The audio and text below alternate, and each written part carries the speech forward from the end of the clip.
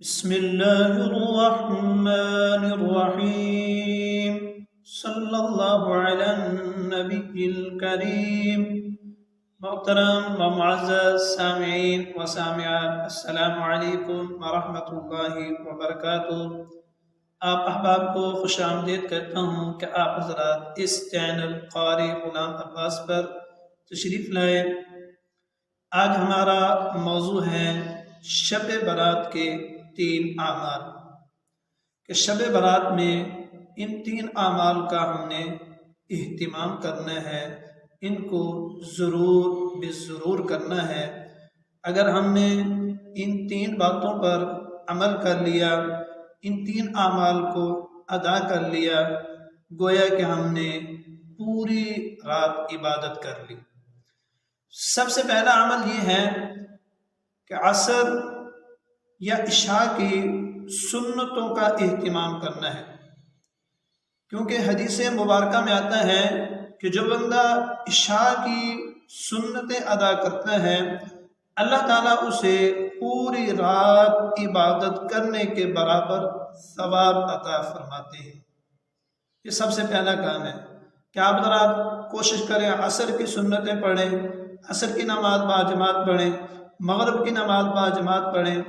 عشاء سے پہلے تو ضرور آپ ذرا 4 رکعت نماز سنت کی نیت سے ادا کریں عشاء کی نماز سے پہلے، پھر فجر کی نماز بھی باجماعت ادا کریں،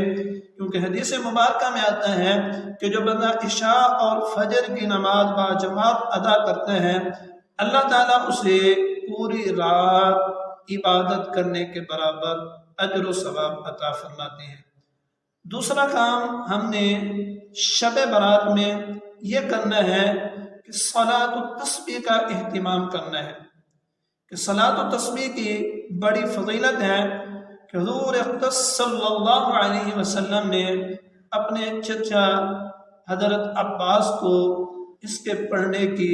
ترغیب فرمائی، کہ اس کی فضیلت کے بارے میں ارشاد فرمایا کہ اللہ تعالیٰ تمام گناہوں کو معاف فرما دیتے ہیں۔ آخری اور سب سے اہم کام اس رات میں ہم نے یہ کرنا ہے، اس رات کی اہم ترین عبادت یہ ہے کہ اس رات میں اپنے رب کو منانا چاہیے،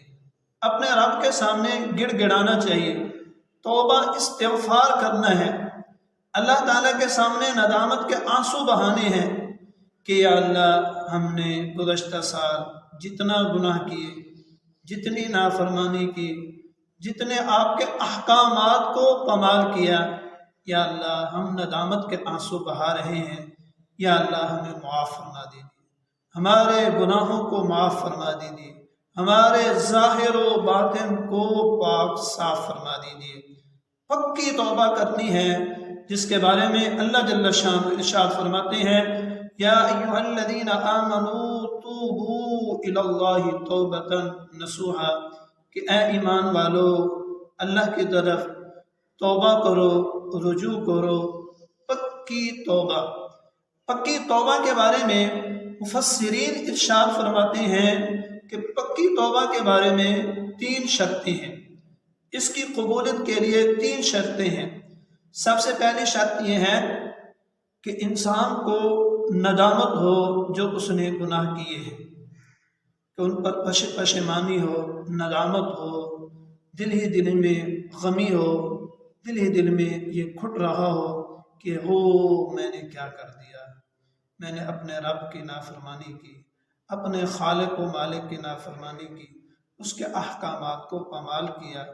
دل ہی دل میں اس کو پریشانی ہونی چاہیے۔ دوسرا یہ کہ جو اس نے اس سے گناہ ہوئے ہیں ان پر ندامت کے آنسو بہائے، روئے، گڑ گڑائے۔ رونا نہیں آتا تو رونے کی شکل بنا کر اللہ کے سامنے آ کر جھک جائے کہ اللہ، میں باغی بندہ، نافرمان بندہ تیرے در پہ آ گیا ہوں۔ جب کوئی کسی کے در پہ آ جاتا ہے تو اسے معاف کر دیا جاتا ہے، جب دروازہ کھٹکھٹایا جاتا ہے تو دروازہ کھل جاتا ہے کہ یا اللہ، تو 70 ماؤں سے زیادہ شفیق ہے، محبت کرنے والا ہے، یا اللہ مجھے معاف فرما دیجیے۔ تیسری شرط مفسرین ارشاد فرماتے ہیں کہ ان گناہوں کو چھوڑنے کا پکا عزم کرے، عزم کے ساتھ ساتھ فی الفور ان گناہوں کو چھوڑ دے، یعنی جن گناہوں کے کرنے کی عادت ہے، بد نظری کرنے کی عادت ہے، رشوت لینے کی عادت ہے، سود کھانے کی عادت ہے، جو بھی برائی ہے، دل کے مرض ہے، دل میں بغض ہے، عداوت ہے، حسد ہے، کینہ ہے، بغض ہے، ان تمام کو فی الفور چھوڑ دے،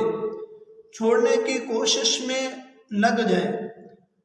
اور جتنے حقوق اللہ، حقوق العباد اس کے ذمہ میں ہیں ان کو ادا کرنے کی کوشش کرے، فکر کرے۔ مفسرین ارشاد فرماتے ہیں کہ جو بندہ ان تینوں باتوں پر عمل کرتے ہوئے، ان تینوں شرطوں کو ادا کرتے ہوئے توبہ کرے گا، اللہ تعالیٰ اس کے گناہوں کو معاف فرما دیں گے۔ عسیٰ ربکم ان یغفر لکم ذنوبکم، قریب ہے کہ تمہارا رب تمہارے گناہوں کو معاف فرما دے اور تمہیں جنت میں داخل فرما دے۔ امید کرتا ہوں کہ آپ احباب اس عظیم رات میں ان عظیم کاموں پر، ان عظیم باتوں پر عمل کریں گے۔ والسلام۔